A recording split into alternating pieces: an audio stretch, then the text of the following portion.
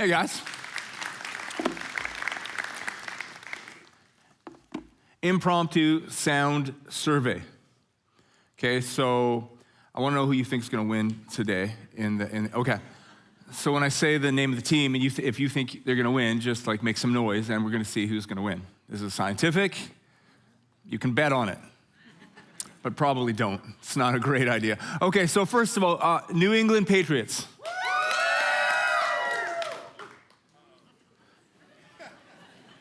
Louder than I thought. Okay, Seahawks.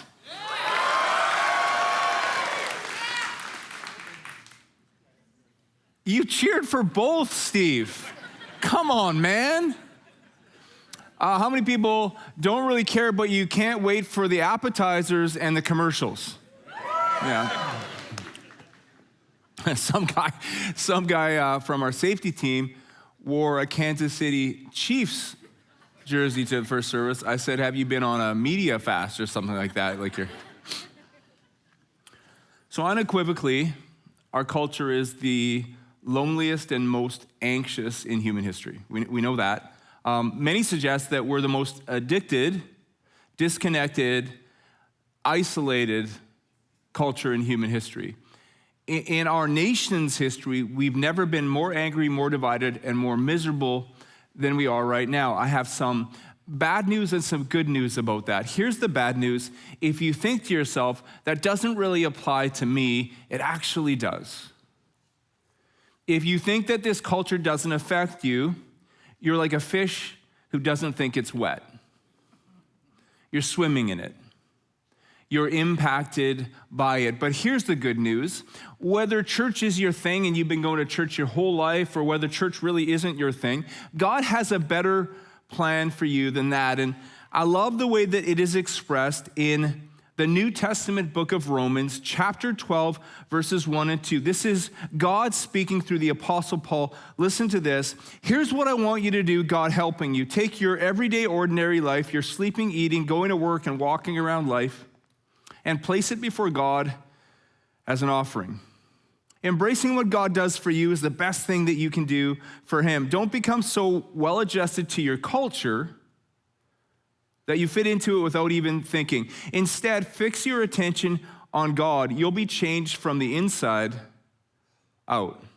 Readily recognize what he wants from you and quickly respond to it. Unlike the culture around you, always dragging you down to its level of immaturity, God brings the best out of you, develops well-formed maturity in you. Here's the good news. God has a better plan for you than that. A better plan for you than isolated, disconnected, addicted, angry, and divided. God's plan, as we read here in Romans chapter 12, is not a plan of circumstantial revision. God is not promising to you that he will instantly change your circumstances. He might, but his plan is actually deeper than that for you. His plan is to change you from the inside out. We've been calling that spiritual formation. How would my life change if I brought a different me into every one of my circumstances? It's funny because it talks in that passage about immaturity and maturity. And often when I hear the word immaturity, I think of like, oh, that Mike, he's so immature. When he gets around with his high school buddies, he's 15 years old again. And I get it. That's part of what immaturity is. But when we talk about spiritual immaturity, I think it's important we know what spiritual immaturity is. What it would be that you stop short, Nathan. That, Nathan, you stop short of becoming the person you were created to be. You stop short of living the life that God is inviting you into. God has a better plan for you. It's a life of beauty and hope and joy and peace and celebration. And when you stop short of that, it doesn't mean that you're playing pull my finger with your high school buddies. What it means instead is it means that you're stopping short of all of that. So we're talking about spiritual formation. Readily recognize what he wants from you and quickly respond to it. What does God want for me? What does God want for you? He wants us to grow up. He doesn't want us to stop short. Spiritual formation. Last week we said this, that we're going to organize our lives around certain practices through which we receive the power to do what we can't do through direct effort.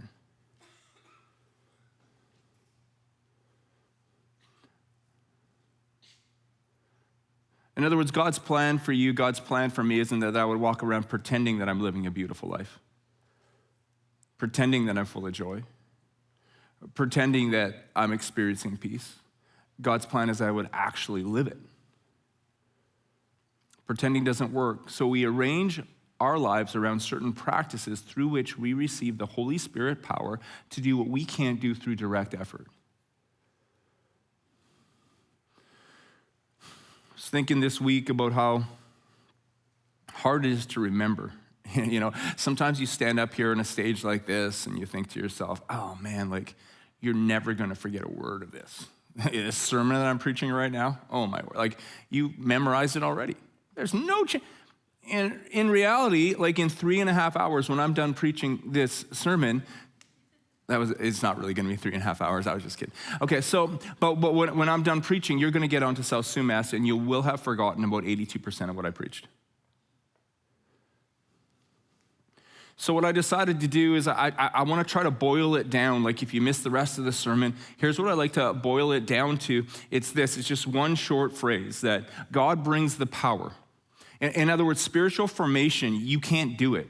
It's not yours to do. You can't change you from the inside out. So God brings the power, we bring the posture. God brings the power, and then we arrange our life around certain practices which put us in a posture to receive. What I'm saying is God's not going to violate your free will. He's not going to shove you into the abundant life against your free will. So here's how it goes. God brings the power, we bring the posture. God brings the power, we bring the posture. God brings the power, we bring the posture. We bring the, that's how it works. So today I want to talk about 3 postures. 3 spiritual practices. And last week I told you, hey, no one's an expert at spiritual practices. And man, am I glad I said that, because I ain't too good at any of these 3. Whoa, that was really great grammar right there. I'm from Red Deer, Alberta. I went to public school, so there you go. I'm not great at any of these. I'm okay at the first one. I'm pretty bad at the second one. And I suck at the third. Okay, so here goes. You're like, wow, good thing you're preaching today, Mike. I know, isn't it awesome? Okay, so 3 postures. God brings the, we bring the 3 postures, 3 spiritual practices to talk about today. Here's the first one, solitude. Solitude. Told you before about a buddy of mine named Rich Stewart. Met him in grade 7. We hung out in middle school and high school. And one of the things that Rich would say all the time, he'd say this, I don't care what people think. All the time he said it. I couldn't care less what they think. And I was always so impressed. I'm like, that's incredible, Rich, because like, I was thinking to myself, like, because I really care what people think. I just think it's amazing that he doesn't really even care what people think. And so a few years ago, I got on a phone call with Rich, and I said, hey man, I gotta ask you just one question. Remember how when we were growing up, you would always say, I couldn't care less what people think. Did you really think that? He's like, what do you think? I said, I asked you what you were thinking. He said, well, what do you think? I said, I don't know, tell me what you were thinking. He said, it's all I thought about. All I thought about was what people thought of me. Solitude. Solitude is me and God hanging out. Just God and me hanging out together. That's it. You might be looking at me right now and saying, hey, Mike, at the beginning of the sermon, you said isolation is bad, and now you're suggesting it. No, I'm not suggesting isolation. I'm suggesting solitude. They're polar opposites. Isolation is when I'm forced by circumstances beyond my control, maybe like my own anxiety, into a place of disconnection. Isolation is disconnection. Isolation is disconnection. I'm disconnected from God. In a sense, I'm disconnected from myself, and I'm disconnected from others. Solitude is intentional. I'm not shoved there. I'll never get shoved there. Solitude is an intentional movement towards connection. Just hanging out with God and me, you know? I connect with God. In so doing, I find that I connect with myself. And ironically, when I leave that place of solitude, that place of connection, I find myself more able to connect with others also. I heard somebody say once, if somebody tells you that solitude is a waste of time, tell them, yeah, it's just God and me wasting time.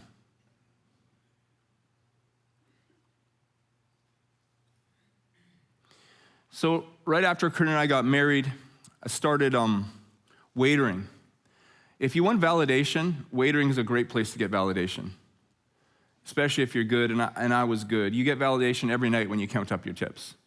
Constant stream of validation. After waitering, I became a teacher and a coach. Now, not everybody liked me, but most everybody liked me, and I got a lot of awards, academic awards, athletic awards, and so it was this constant stream of validation. And after I was a teacher and a coach, I became a youth pastor.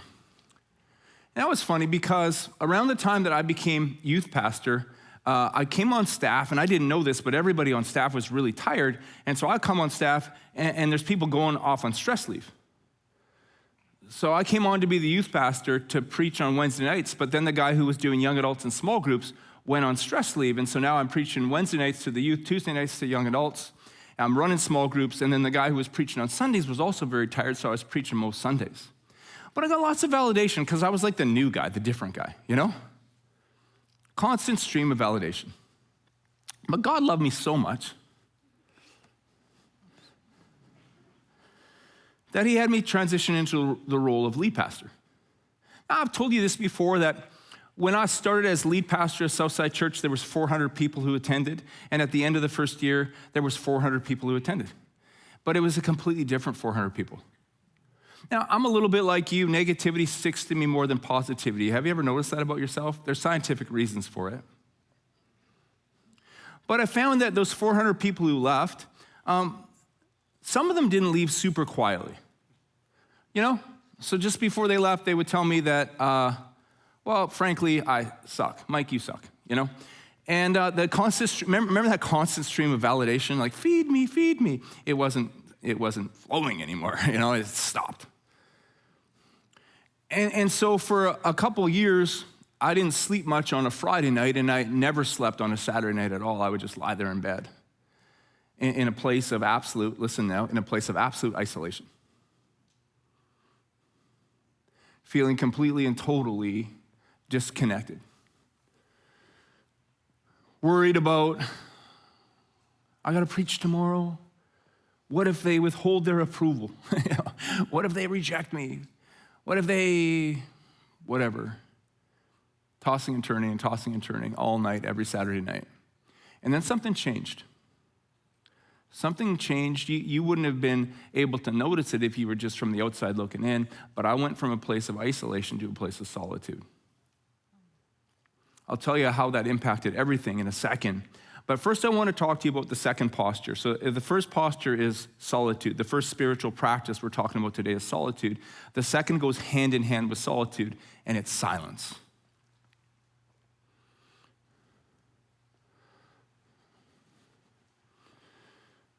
Be still and know that I am God. Silence. Last year I went on a 5-day retreat. And even as I say that, if you were a staff member of Southside Church, you would already be rolling your eyes because I've talked about it so often to everybody who will listen. 5 days, no cell phone. You had to hand your cell phone and your smartwatch and your laptop in, and no devices. 5 days, I kid you not. 5 days, no devices. I loved it so much. So we're at this retreat and spend most of the time by yourself, you know. or one-on-one with a counselor. But then every night, there was about 50 of us at this retreat center. We would gather together for a time of study and prayer. And then on the first night, this guy stands up and he says, hey, after this is over, no pressure. It's completely optional. You don't have to go, but there's an optional 12-step meeting if you want to go to it. And I've always been inspired by the 12 steps. 12 steps are a recovery program based on the New Testament book of James, Jesus' Sermon on the Mount, and the 1 Corinthians 13 love chapter. Changed millions and millions of lives. And I got a theory, man. The thing about our culture, we're swimming in it. So whether or not you have a recognized addiction, we're all in recovery. So anyways, I said, I got to go to this. Never been to a 12-step meeting, so I went, and I'm just like blown away. Like, you want to talk about authenticity? You want to talk about let's get rid of the mask and get raw? I'm like, whoa. And I was so inspired that near the end of the meeting, I felt led to speak a few words. And at first service, I was like, it was about 3 minutes, but let's be honest, I don't even say good morning in 3 minutes. So it was probably like 5 or 6 or maybe 7 minutes, okay? And I'm speaking, but to understand the thing, you got to know, none of us were allowed to tell anybody or ask anybody what we did for a living. So you just went around and you just went by your first name and your last initial. I was Mike M. You know what I mean? No one knew what I did for a living, which was quite awesome because most of the people there weren't yet followers of Jesus. So I was able to share, and there was no walls up, so I could just like do my thing and talk to them, you know? But so no one knew I was a preacher. So I'm so inspired, and I spoke for maybe 8 minutes, okay, but not much more than that, right? And I get done, right? And everyone's like, whoa! It's like the most inspiring thing I've ever heard. And I go to breakfast the next morning, and a couple guys who weren't there walk up to me, and they go, I heard you changed some lives last night. So I go to the 12-step meeting the second night. And just, I'm inspired again. And I spoke for, it couldn't have been more than 9 minutes, you know. And I said my thing, and same thing. Everyone's like, whoa, like, wow. And I go to breakfast, they're like, you know. And then I went on the third night. On the third night, I didn't listen to a word anybody said. Because I was thinking about what I was going to say. I don't even know what I said. I'm pretty sure a couple people were like, wow, that's great, you know? And I woke up the next morning and I didn't go to breakfast. I just went and I sat beside the forest. I was like, God, what happened? What changed? And I felt like he said something real simple to me. He's like, oh, that's easy. Night 1, night 2, you were worshiping and trusting the giver of the gifts and using the gifts that I've given you to bless my people. Night 3, you were trusting and you were worshiping the gifts themselves and using those gifts to build yourself up.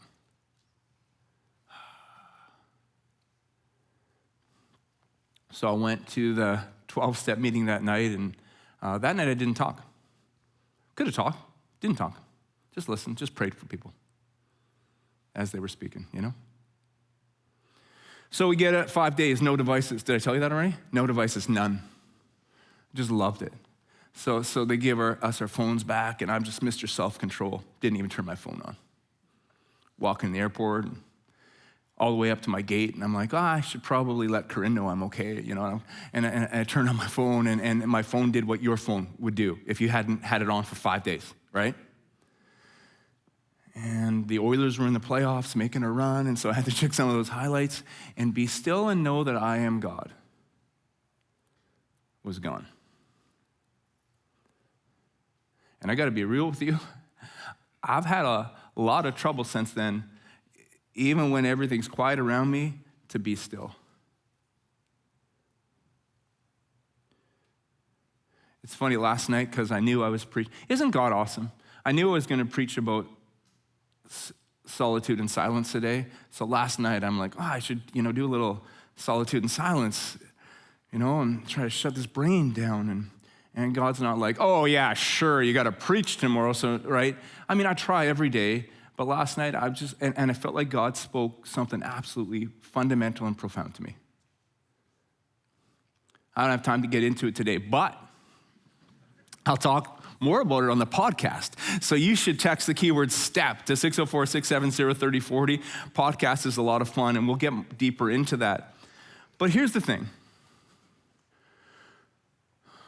These two postures, God brings the power, we bring the posture. God brings the power, we bring the posture.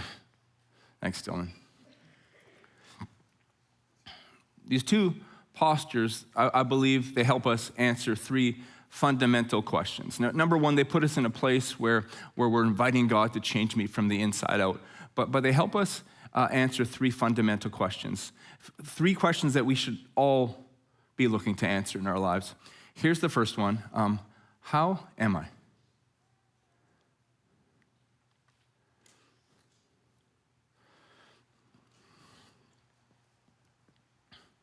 You're swimming in a culture, and it's fast. And sometimes it's hard to know how are you doing?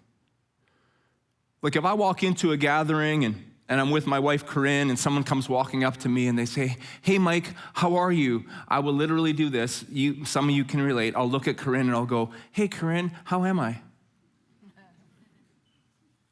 Because I don't know sometimes.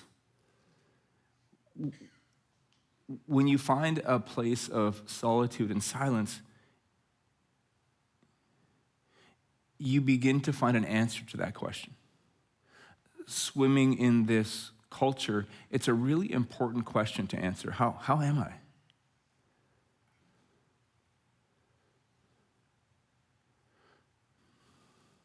In Psalm 139, we read that David wrote, search me, God, and know my heart. Test me and know my anxious thoughts. See if there is any offensive way in me and lead me in the way everlasting. It's a pretty beautiful thing to do. So number one, we begin to find an answer, or we move towards finding an answer to that first question, how am I? Second question is, who am I? Who am I?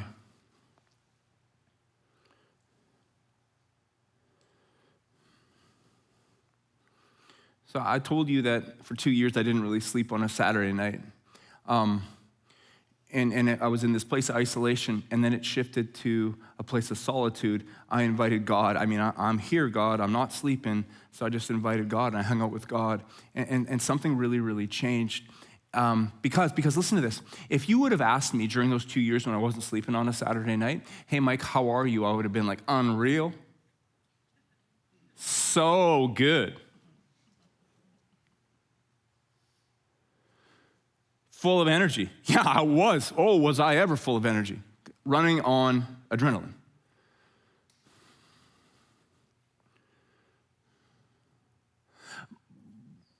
But life for me and for you in this culture can be a little bit of a roller coaster, no?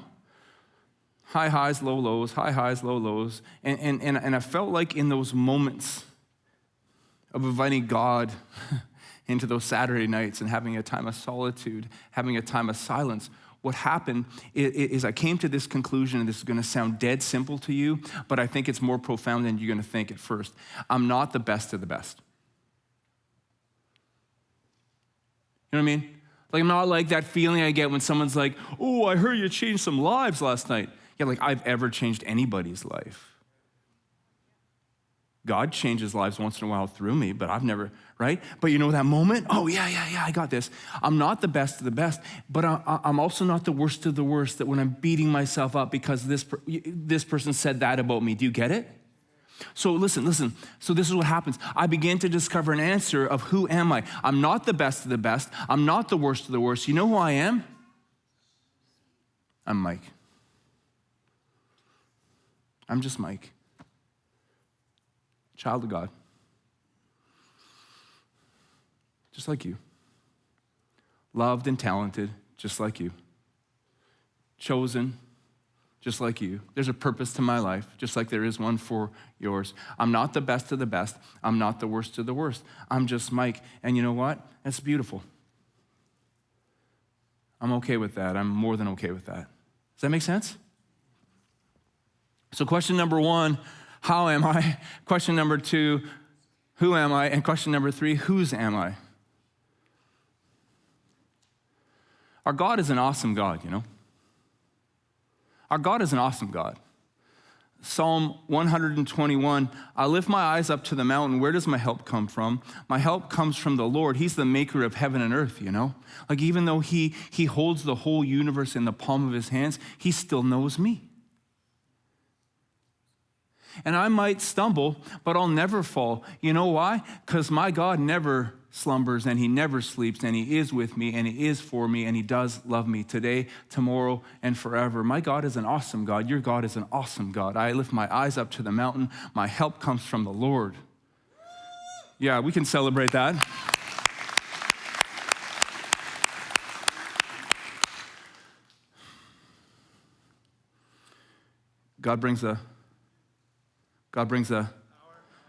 We bring the, right. So posture number 1, spiritual practice. Solitude. Posture number 2, silence. Posture number 3, rest. Rest. So I started teaching school straight out of getting my B.Ed, and it's funny because I called other people who got their bachelor's of education with me, and I'm like, hey, what are you teaching? And the one guy says to me, I'm teaching math. I said, what do you mean you're teaching math? He said, I teach 4 blocks of math 9. So I teach the same lesson plan over and over and over and over again. And then he said, and I teach 3 blocks of math 10. So I teach the same lesson plan over and over and over again. And that sounded really easy to me and really boring to me. My course load was not easy, and it was not boring. I had no repeats. In my first year of teaching, I teached English 8, English 10, English, can't you tell I taught English? It's just so clear, isn't it? Poor kids. English 8, English 10, English 11, social studies 9, social studies 11, senior boys phys ed, senior girls phys ed, and in an ironic twist of fate, photography, which is so funny. But anyways, it wasn't boring, so much so that I had to kind of learn a lot of stuff before I taught it to the wingnuts, you know? So every morning, I kid you not, I'd wake up at 3 a.m., ask Corinne, and I'd get on my bike and I'd ride to the school, and I was just learning this stuff just before I taught it. And then after school, I'd have practices, usually get home around supper time, maybe a little bit later, eat some food, go to bed, get up at 3 the next morning. And it was just Lucas, Tori, Corinne, and me back then, and didn't make a lot of money teaching, so had to make a little bit extra money. So after waking up at 3 a.m. all week, on Friday nights, Saturday nights, and Sunday nights, I'd go back and I'd wait a really busy time. Really busy season. And if you would have come up to me and said to me during that season, hey man, did you know that rest is a spiritual practice? I would have said, hey man, do you know your face is a spiritual practice? You know, like, shut up. But as I got older, one of the things that I realized is that was a busy season, right? You know what followed that busy season? Another busy season. And then you know what came after that other one? Another one, and another one, and another one, and another one, and another one, and another one, and another one, and another busy season. I suck at rest. And that sounds like a humble brag, doesn't it? You know, like when somebody fills out a job application, you say, like, what's your weakness? And they're like, I care too much. It's like, oh, aren't you sweet? You know, that's great. I was hanging out with a group of people the other day, and this lady, she's in her early 40s. There's kind of a silence, and she says, I'm so annoyed. And we're all like, so frustrated. Oh, okay, do tell. You know, what are you frustrated about? She's like, every time I go with my husband to watch a game in the pub, I get ID'd. I get carded. Because they think I look so young. And so I said to her, that must really frost your flakes, right? I can just sense, I just feel for you. Humble brag. Humble brag. It's like saying, you know what, I suck at rest, which is a kind of a code way of saying, no, I'm a really hard worker. Aren't I amazing? No. What I mean is I suck at rest, and it's an issue. Rest is a spiritual practice. It's a posture. I suck at rest, and so do some of you. I know that because as I was talking about season after season after season after season, I saw out of the corner of my eye a couple people being elbowed. No, I did. And there's others of you, the person beside you would like to elbow you, but they think you might get sad or mad, so they just think it. Another way to tell if you kind of suck at rest is every time you slow down, you get sick. You suck at rest. Yeah. Every time you slow down, you get sick. Because your body's like, bro, like, are you crazy? I can't live on adrenaline. It's going to kill us at like 42. So I'll give you a rest, buddy. There you go. Rest is woven into the fabric of creation. Listen to this. In 6 days, the Lord made the heavens and the earth, the sea, and all that is in them. But he rested on the seventh. Therefore, the Lord blessed the Sabbath day and made it holy. So God created the universe in 6 days. Was he winded when he got finished? No, he wasn't. Thank you for your response. Was he winded when he finished? No. Oh, okay, yeah, good, thanks. No, so why did he take a rest? For you and me, to set an example. It's woven into the fabric of creation. So specifically there, it mentions the Sabbath day. By the way, the Sabbath day is Saturday for the Jewish people. Jesus said this about the Sabbath, though, in Mark chapter 2. The Sabbath was made to meet the needs of people and not people to meet the requirements of the Sabbath. In other words, I'm not going to stand up here and yell at you about the Sabbath. That defeats the whole purpose. It's a gift that God gave us.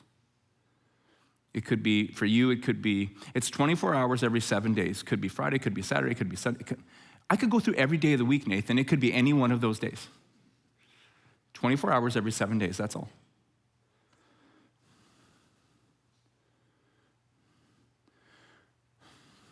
Being who I am, I have several friends who suck at rest. And sometimes they say to me, I can't take a day off because too many people are depending on me. And I say, hey man, it's so good to meet you. My name is Mike. Great to meet you, Jesus. It's just so amazing how you hold the whole world on your shoulders. It's just so inspiring. But for me, the Sabbath is more than a day. Sure, I think it is an invitation from God to take 24 hours every 7 days. But I think the purpose is that we would enter into a Sabbath mentality.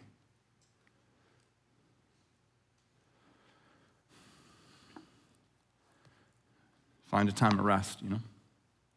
So I'm going to be. I've been telling people I'm gonna rest in 2026. In fact, I have a new nickname for myself. It's not catching on at all. I'm calling myself Leisure Mike. I'm Leisure Mike. You know what I mean? Nothing but leisure over here, and no one believes me. That's okay. That's okay. I'm going to find some rest because it's an invitation. Just like solitude, just like silence. Rest is an invitation from God. And when we rest, we again find the answer to those three fundamental questions. How am I? Have you ever noticed when you talk to somebody who sucks at rest and you ask them, how are you? They will always have the same answer. If you talk to somebody who sucks at rest and you ask them, how are you? What will they tell you? I'm so tired, or I'm so busy. I'm so busy. Which is funny because busy is not a qualitative answer to the question, how are you? Have you ever thought about that? Like, okay, cool. So you told me that you have a lot of things going on in your life, but that wasn't my question. But for me, often, when I go, that's my only answer. So when we take time to rest, what we find is maybe we can get beyond that superficial answer of I'm busy to like, okay, I'm swimming in this culture. How am I actually, beyond busy, how am I actually doing right now? And when we take time to rest, we answer not only how am I, but who am I? I am not what I produce. You know, you're not a human doing, you're a human being. Yeah, I know. But people who suck at rest, they know that in theory. They just don't know it. They don't get it quite here. But when you actually trust and accept the invitation of Jesus to find a little bit of rest in your life, you begin to get it here. Like, I'm preaching a sermon right now. That's not who I am. I'm the lead pastor of a church. That's not who I am. I'm not the best of the best. Not even close. I'm not the worst of the worst. I'm Mike. You kidding me right now? You're you. That's amazing. It's incredible.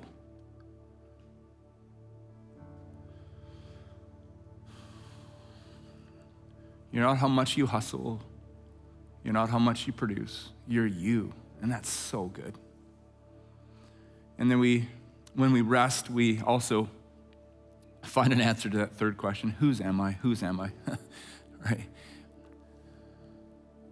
My God never slumbers and he never sleeps. Even if I stumble, I won't fall because he's for me and he's with me. And if I take some time off, I think he's just powerful enough to keep the universe going while I take a little bit of time off. Our God is an awesome God. So what I want to do is we close, and I would ask if you could to stick around and not try to get a jump on the traffic. I get it. It's annoying, but it's God's way of teaching you patience on your way out today, which is a really good thing. I'd like to take a moment of reflection right now and maybe just find a little moment of solitude and silence and rest just right now. So if you don't mind bowing your heads and closing your eyes just for a second, let's go through those three questions.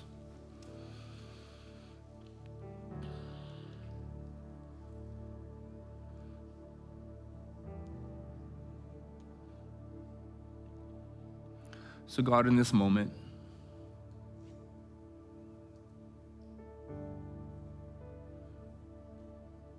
I pray for every single person here, every man, every woman, young and old.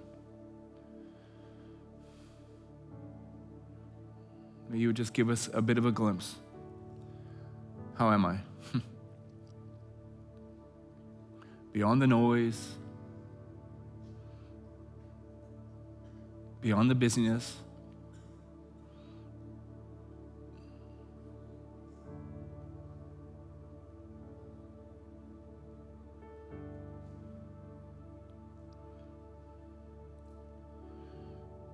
and maybe right now your answer is angry. So I would ask God to show you, why are you angry?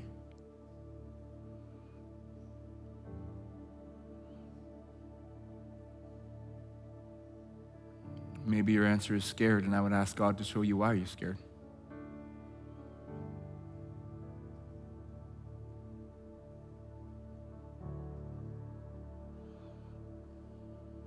The second question in this moment of reflection is, who are you? And the news is so good, you know. You're not the best of the best. You're not the worst of the worst. You're you. It's incredible. Loved, chosen, accepted, adopted. And as we spend this moment of reflection, there's just something that hits me. Is maybe you don't know this, or maybe it's been a while since you heard it. You're so loved. God loves you so much in fact that he sent his son Jesus for you. Jesus died for you and rose again for you. And listen to this. If you were the only one in history who needed to be saved, forgiven, if you were the only one who needed to receive eternal life, Jesus would have done it all for you, just you.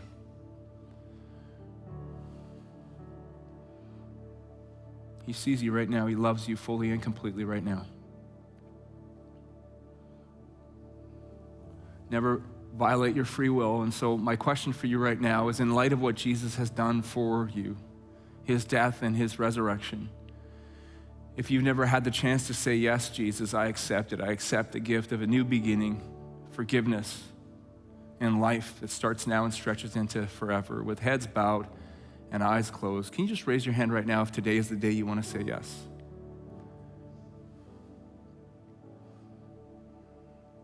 It's incredible, you guys. You can put your hands down. So Jesus, we accept your gift. We thank you. Today is just the beginning, just the beginning. And for all of us here, you died for us, you rose again for us. And today for all of us here is just the beginning. God, I pray for everybody in this room right now that they would come to this place where they would begin to at least catch a glimpse of how you see them.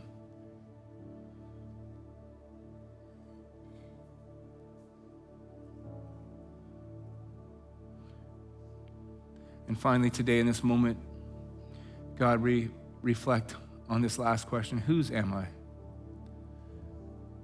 So, God, right now we confess that our God is an awesome God. In a few minutes, as we drive out of here down South Sumas and life hits, our God is still an awesome God. In our highest of highs, you're right there with us. In our lowest of lows, you're right there with us. Our God is an awesome God. Thank you. We invite you. We acknowledge your presence in our lives right now, every minute of every day. Thank you, thank you, thank you that we're never alone. We love you in your name. Amen. Amen. Let's celebrate, guys.